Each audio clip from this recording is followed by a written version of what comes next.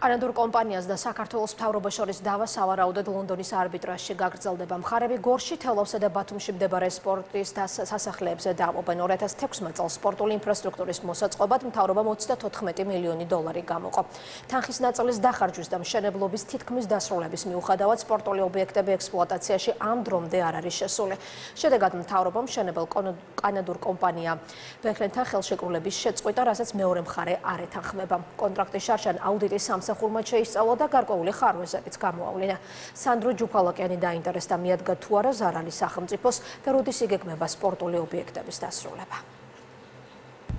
ეს თელავის ახალი, მაგრამ უმოქმედო სპორტის სასახლეა. ობიექტი 2017 წელს უნდა გახსნილიყო. აქ ხელბურთში ევროპისა და მსოფლიო ახალგაზრდული ჩემპიონატების გამართვაც იგეგმებოდა. თუმცა იმის გამო, რომ ობიექტის დასრულება დადგენილ ვადაში ვერ მოესწრო, საერთაშორისო ღონისძიებები კახეთის ნაცვლად თბილისში გაიმართა. მე როგორც მაქვს ინფორმაცია, რა თქმა უნდა, გარკვეული ხარვეზები იყო თვითონ შენობასთან დაკავშირებით, ასევე იატაკის საფართან დაკავშირებით, რომელიც არ აკმაყოფილებდა იმ სტანდარტებს, რომლითაც არის აშენებული ეს შენობა. არც ერთი სპორტსმენი და გულშემატკივარი არ შესულა ამ სპორტის სასახლეშიც.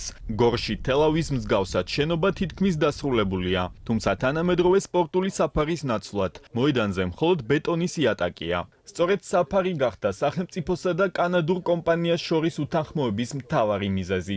ის იატაკი, რომლის დაგებას კომპანია ბეხლენი გეგმავდა, საერთაშორისო სტანდარტებს არ აკმაყოფილებდა და შესაბამისად მაღალი დონის შეჯიბრებების გამართვა შეუძლებელი იქნებოდა.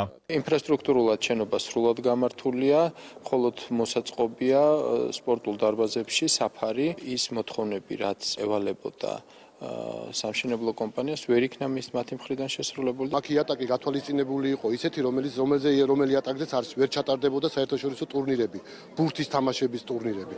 მთავრობა კონტრაქტორს ხელშეკრულებისა და კანონის მოთხოვნების შეუსრულებლობაში ადანაშაულებს.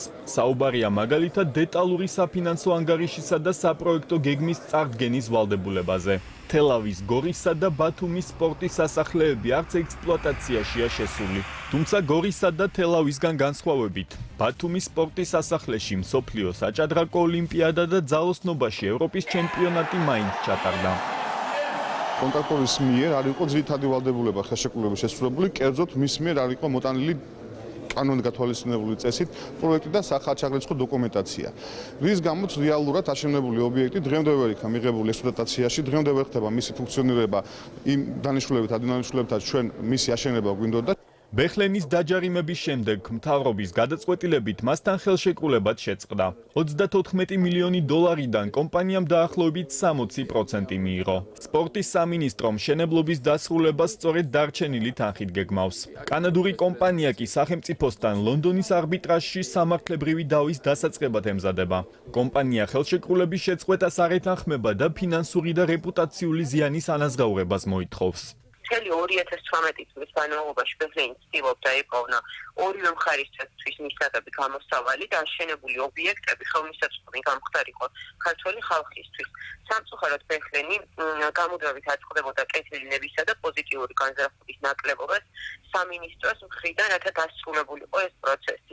კანადურ კომპანია ბეხლენ ინდასტრის 50 წლიანი ისტორია აქვს და ფოლადის კონსტრუქციებისგან მსგავს სპორტულ ობიექტებს აშენებს. ბეხლენის საიტზე გამოქვეყნებული ინფორმაციით კომპანიის ისტორიაში უმსხვილესი შეკვეთა მან სწორედ საქართველოში მიიღო. ბეხლენის წარმომადგენლები თვის ბოლოს საქართველოში ჩამოსვლას გეგმავენ. სწორედ ამის შემდეგ გახდება ცნობილი დეტალები მოსალოდნელი სამართლებრივი დავის შესახებ. ობიექტებში დარჩენილი სამუშაოების ჩასატარებლად კი ახალი ტენდერი უნდა გამოცხადდეს. სავარაუდოდ სამივე ობიექტი ექსპლუატაციაში უკვე წლის ბოლომდე შევა.